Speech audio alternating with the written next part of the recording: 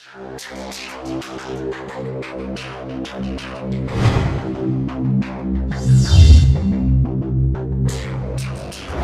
wabarakatuh. Waalaikumsalam warahmatullahi wabarakatuh.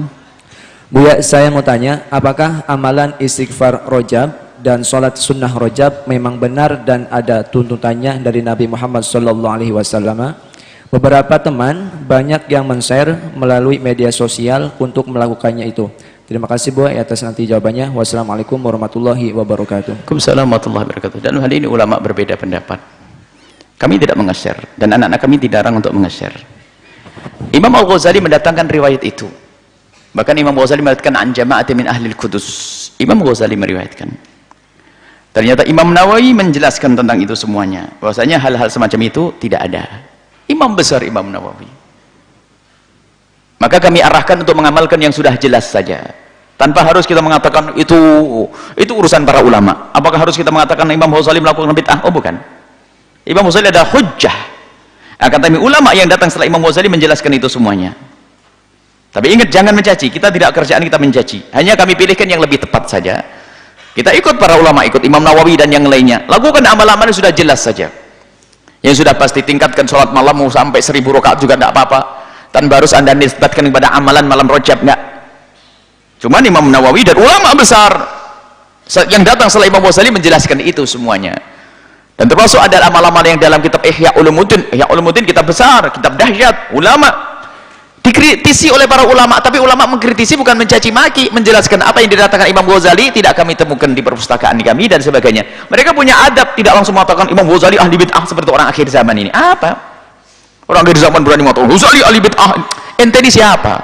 Kambing nyundang gunung itu. Kambing nanduk gunung. Imam Ghazali orang besar. Tapi ulama-ulama mengatakan, aku tidak menemukan di perpustakaan saya. Kenapa? Terlalu luas ilmunya Imam Ghazali rahimahullah ta'ala. Tapi seseorang harus sesuai dengan batasan masing-masing. Selagi menurut Imam Nawawi kok tidak ada, Imam Nawawi adalah orang besar. Kalau kita ngikut Imam Nawawi dalam posisi aman. Tapi tetap mengamalkan punya amalan yang lainnya. Nah, kita tidak menge-share yang demikian itu. Tapi kita tidak mengatakan itu bid'ah karena ini urusan ulama-ulama besar. Hanya ulama-ulama besar seperti Nawawi dan sebagainya mengatakan bahasanya amalan-amalan itu tidak kami temukan riwayat-riwayat yang benar dari Nabi Muhammad SAW. Khilaf di antara para ulama kita. Tapi mencaci maki bukan pekerjaan. Tapi kita berhak untuk memilih dan hendaknya mengarahkan kepada sesuatu yang lebih jelas. Karena zamannya apa? Zamannya teman-teman bid'ah ini. Kalau kita tidak waspada, kita akan terjerumus nanti. Kita akan tidak waspada, nanti kita akan kerepotan.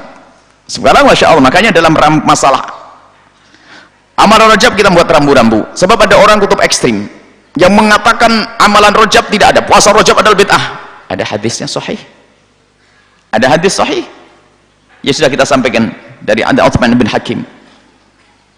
Ada lagi yang mengatakan bahasanya, oh amalan rojab hari ini dengan rincian pahala-pahala. Banyak riwayat palsu yang demikian.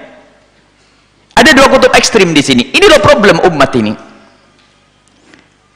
Sementara para ulama-ulama yang ahlinya, pakarnya menjelaskan ada dan lakukan puasa di bulan Rajab, amalan di malam bulan Rajab karena bulan haram, bulan kemuliaan dan sebagainya.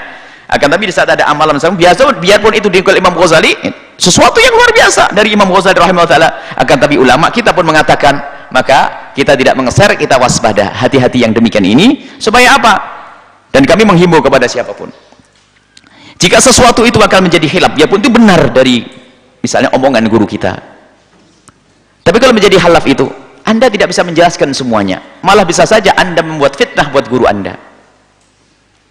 Mungkin guru kita ngomong suatu omongan yang sangat berat, dan itu omongan antara dirimu dengan dia, sangat pribadi, masalah ru'yah, ketemu apa, ketemu ini, karena tidak bisa kita sebarkan kepada siapapun. Karena apa? Bukan karena gurumu bohong, tidak. Engkau tidak mampu menerjemahkan kepada semua orang.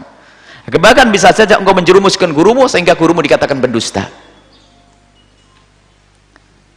Dan apapun amalan-amalan yang dihadirkan oleh Imam Ghazali adalah ulama besar.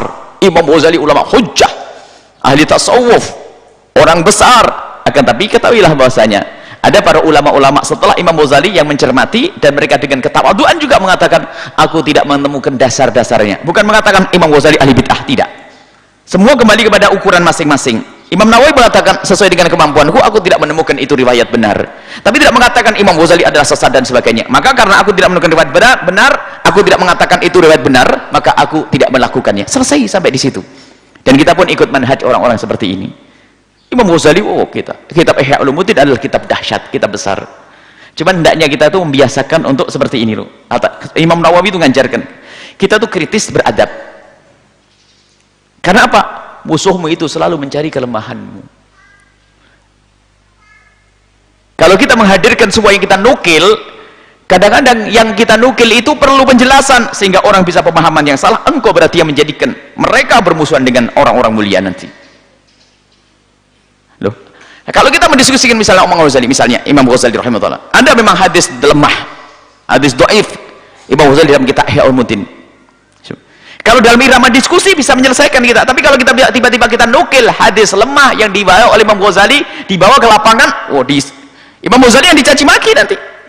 Oh, tidak benar Ghazali. Padahal lihat, kalau kita tahu manhajnya Ihya Ulumuddin, Imam Ghazali tidak mendatangkan hadis lemah kecuali untuk istisyad, untuk menguatkan hadis sahih yang sudah dihadirkannya. Coba dilihat.